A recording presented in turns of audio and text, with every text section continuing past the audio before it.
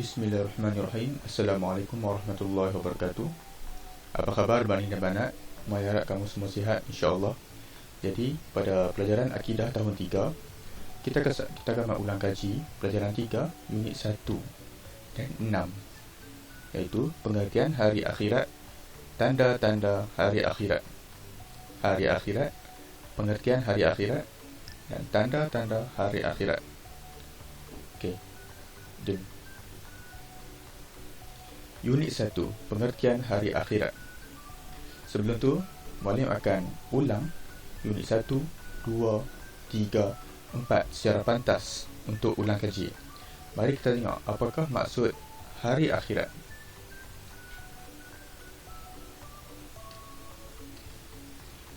Hari akhirat maksudnya di akhirat nanti dunia akan musnah.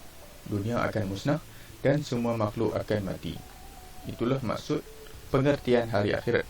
Dunia ini akan musnah, semua makhluk akan mati. Kemudian dihidupkan semula untuk diadili dan diberi ganjaran yang sepatutnya. Kita wajib mempercayainya kerana ia merupakan rukun iman yang kelima. Maksud hari akhirat ni ialah dunia ni akan musnah, akan hancur, dan semua makhluk akan mati. Semua manusia, binatang, tumbuhan, semua mati, hancur. Kemudian akan hidup balik untuk diadili. Kemudian diberi ganjaran. Kalau buat baik, masuk syurga. Kalau buat jahat, masuk neraka. Kita wajib percaya pada hari akhirat kerana ia adalah rukun iman yang kelima. Kemudian unit 2, Muat akan terangkan secara pantas untuk ulang kaji tujuan Allah menjadikan hari akhirat. Kenapa Allah buat hari akhirat? Mari kita tengok. Tujuan Allah menjadikan hari akhirat. Yang pertama, supaya manusia bertakwa kepada Allah. Supaya manusia bertakwa kepada Allah. Kemudian manusia bertakut kepada Allah. Kemudian yang kedua, sebagai keadilan kepada manusia yang teraniaya di dunia. Contohnya, manusia yang dianiaya di dunia akan mendapat keadilan di akhirat nanti. Siapa yang dizalimi, dia akan dapat keadilan. Contohnya, kita dizalimi, kita akan diberi keadilan. Siapa yang buat jahat kat kita, dia akan dibalas balik. Kemudian tanda kasih Allah kepada orang Islam yang banyak melakukan kebaikan. Okey, Allah sayang orang yang beriman, orang yang buat baik. Jadi bila orang beriman buat baik kat dunia ni, Allah akan balas nanti dekat akhirat. Allah akan bagi syurga. Sebab apa? Sebab Allah sayang dekat dia. Kemudian memberi balasan kepada manusia yang banyak melakukan kejahatan. Jadi siapa yang buat jahat kat dunia ni, Allah akan bagi balasan dekat akhirat nanti, balasan neraka. Dan sebagai motivasi dan semangat kepada manusia yang mengalami penderitaan di dunia. Okay. Kalau kita teringat hari akhirat, kita akan rasa termotivasi, kita rasa semangat nak buat baik. Sebab kita tahu ada hari akhirat di depan, ada hari akhirat nanti. Kemudian siapa yang rasa derita di dunia ni, dia letih buat baik, letih solat semua, dia akan tahu akhirat nanti dia akan diberi ganjaran syurga. Kemudian unit 3, kesan beriman kepada hari akhirat. Okay, bila kita percaya dengan hari akhirat, apa kesan dia? Apa yang kita dapat? Okay, mari kita tengok. Okay, kesan beriman kepada hari akhirat. Kita akan sentiasa ingat tujuan Allah menciptakan manusia di bumi ni. Okay, sebab apa Allah cipta kat bumi ni? Untuk beribadah. Kita akan ingat tujuan tu. Yang kedua, mendorong diri beramal soleh dan bersungguh-sungguh melakukan sesuatu kerja. Dia akan membuatkan kita untuk beramal soleh dan bersungguh-sungguh melakukan sesuatu pekerjaan, dapat mencegah diri daripada melakukan kejahatan. Dia tidak menghalang kita daripada membuat jahat. Kemudian unit 4, tanda-tanda hari akhirat. Okay, mari kita tengok ada berapa tanda hari akhirat. Okay, tanda-tanda hari akhirat. Tanda-tanda tibanya hari akhirat terbahagi kepada dua. Okey, hari akhirat ni ataupun hari kiamat memang kita tak tahu. Kita tak tahu bila berlaku hari kiamat. Okey, tanda. Tapi Allah bagi tanda. Bila berlaku kiamat ni. Allah bagi tanda dekatnya kiamat ni. Okey, tandanya ada 2. Tanda dia ada 2. Okey, apakah 2 tu? Okey, tanda-tanda kecil ataupun dalam bahasa Arab alamat sughra. Tanda-tanda kecil alamat sughra, dan tanda-tanda besar alamat kubra. Jadi tanda-tanda hari akhirat ada 2, iaitu tanda kecil dan tanda besar. Okey. Kemudian mari kita tengok pula apakah tanda kecil tersebut dan apakah tanda besar tersebut. Okey, tanda-tanda kecil hari akhirat. Mari kita tengok apakah tandanya. Okey, tanda-tanda kecil hari akhirat. Okey, pengutusan Nabi Muhammad sallallahu alaihi wasallam sebagai rasul terakhir. Okey, Nabi Muhammad diutus sebagai rasul pada umur 40 tahun, dan itulah tanda kecil hari akhirat ataupun tanda kecil hari kiamat. Itu salah satu tanda kecil hari kiamat, iaitu Nabi Muhammad sallallahu alaihi wasallam diutus sebagai rasul. Okey, diutus sebagai rasul. Kemudian seterusnya, lahirnya pendusta yang mengaku dirinya sebagai Rasulullah.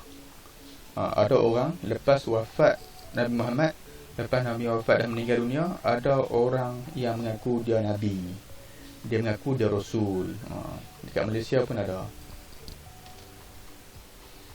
Kemudian tanda kecil seterusnya, ilmu pengetahuan dilenyapkan, iaitu dengan mematikan para ulama. Para ulama mati. Bila ulama mati, ilmu agama menjadi sedikit, menjadi hilang. Okey. Maksud ulama, orang yang mempunyai banyak ilmu agama dan menyampaikan ilmu agama kepada umat Islam. Ini contoh gambar ulama. Ulama ni ustaz agama Islam. Dia kuat dalam agama Islam. Kemudian berlaku banyak gempa bumi. Ini contoh. Banyak berlaku gempa bumi, antara tanda kecil hari akhirat.